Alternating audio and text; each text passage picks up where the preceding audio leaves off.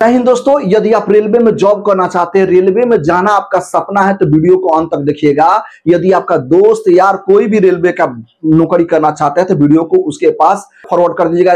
Video को अंत तक देखिएगा, क्या क्या इसमें लगेगा, कौन सा कोर्स है, सब कुछ बताएंगे। कितना पेमेंट आपको मिलेगा ये भी बताएंगे, और कौन सा डॉक्यूमेंट्स लगेगा ये भी बताएंगे। तो वीडियो में अंत तक बना रहिएगा। देखिए, railway RRB selection controller vacancy जो है कि 15 सितंबर से होगा। कितना सितंबर से होगा?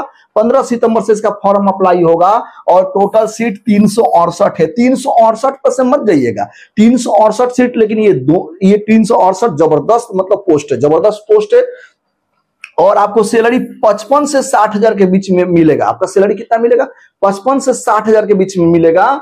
और इसमें रीजनिंग, मैथ और जीके और करंट अफेयर्स, यही 3 चीज पर आप ध्यान दे देते हैं तो आपका नौकरी आपके हाथ में आ जाएगा। दोस्तों आगे हम देखेंगे इसमें क्या क्या योग्यता मांगता है, कितना इसमें आपका उम्र होना चाहिए, सब कुछ समझाएंगे। देखिए railway RRB selection controller vacancy, देखिए पोस्ट का नाम है पोस्ट सिलेक्शन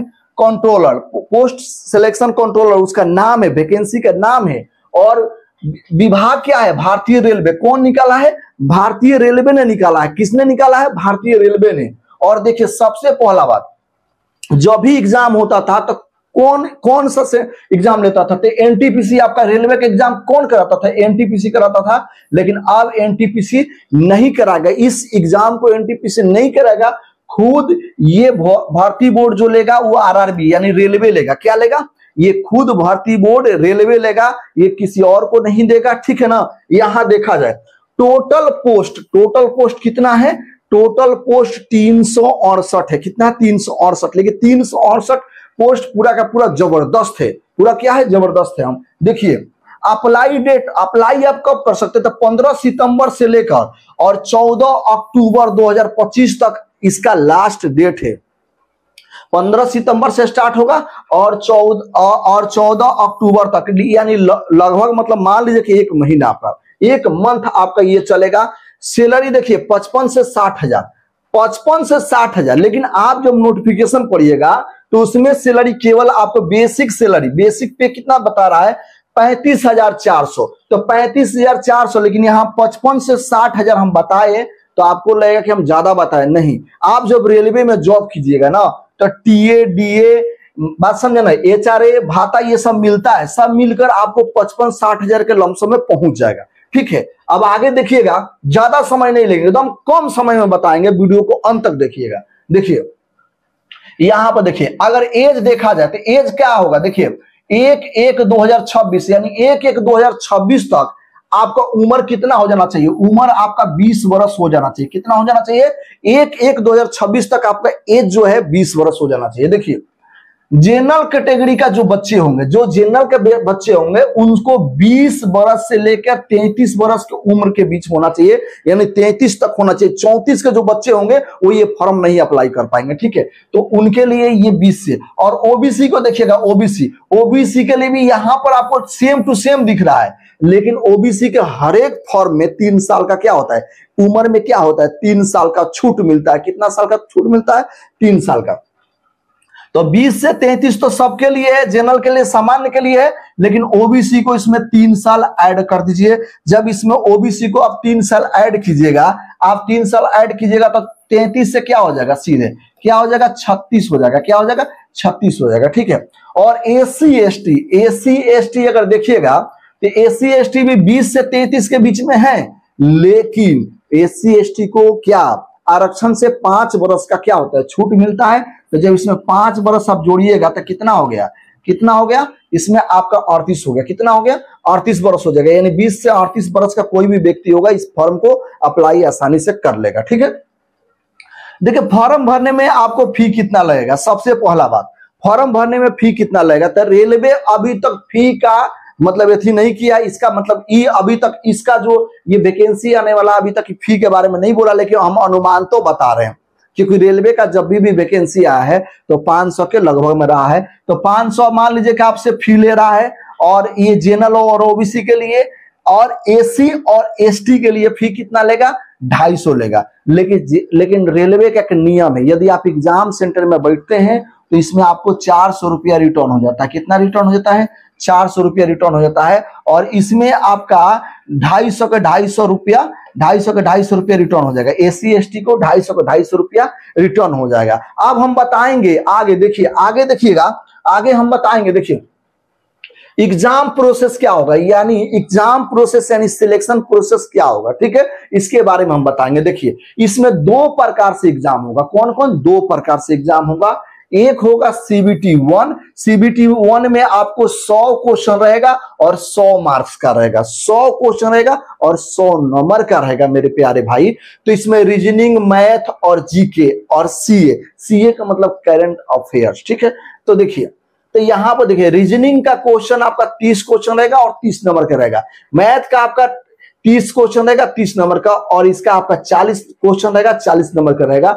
यदि आप ये तीनों को बढ़िया से फोकस कर लेते हैं तो आपका ये जॉब आपके मुट्ठी में आ जाएगा, ठीक है।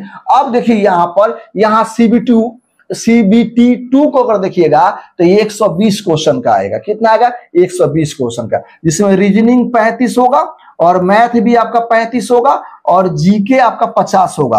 और इसे यहां पर निगेटिव मार्किंग 1/3 है। क्या है?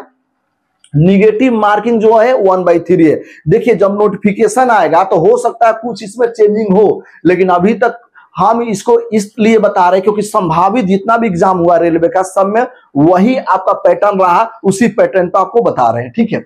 अब देखिए, आपको मान लीजिए कि आपका सिलेक्शन कंट्रोलर आप बन जाते हैं। जब आप सिलेक्शन कंट्रोलर बन जाते हैं, आप उसमें जॉब करने लगते हैं, तो आपको क्या क्या काम आपको दिया जाएगा, ठीक है। पहला काम, ट्रेन मूवमेंट को कंट्रोल करना है। ट्रेन मूवमेंट को क्या करना है? कंट्रोल करना है। यानी ट्रेन मूवमेंट को कंट्रोल करने का मतलब कि कौन सी ट्रेन कब आ रही है और कौन से ट्रेन को कब छोड़ना है, उस सारे मूवमेंटों पर आपको ध्यान देना है और उनको कंट्रोल करना कि नहीं भाई आप अभी 10 मिनट रुकिए, 5 मिनट रुकिए, अगला ट्रेन जाएगा तब आपको जाना है। ये मूवमेंट हुआ। चलिए दूसरा क्या कहता है? शेड्यूल मैनेज करना है। शेड्यूल मैनेज का मतलब समझे, मान लीजिए कि आप अपने जीवन से समझिए शेड्यूल मैनेज क्या होता है। आप मान लीजिए कि आप मैथ, रीजनिंग, जीके, जीएस ये सब पढ़ते हैं, तो कोई क्या करता है, एक चार्ट बना लेता है कि 2 घंटा मैथ पढ़ना है, 2 घंटा रीजनिंग पढ़ना है। वो क्या हुआ? शेड्यूल मैनेज हुआ, ठीक है। वो क्या हुआ? शेड्यूल मैनेज हुआ। उसी तरह इसमें क्या करना है? शेड्यूल मैनेज करना, यानी कौन सी ट्रेन कब आएगी, कब उसको छोड़ना है, कब क्या करना है, सारा का सारा यही आपको काम देखना है, ठीक है। दूसरा कोऑर्डिनेशन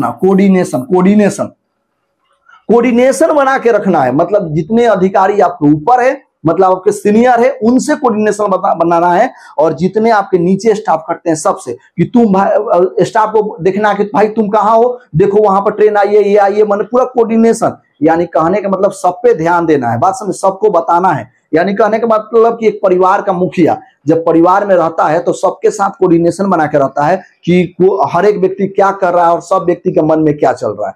तो ये सारा चीज आपको ध्यान देना होगा, ठीक है।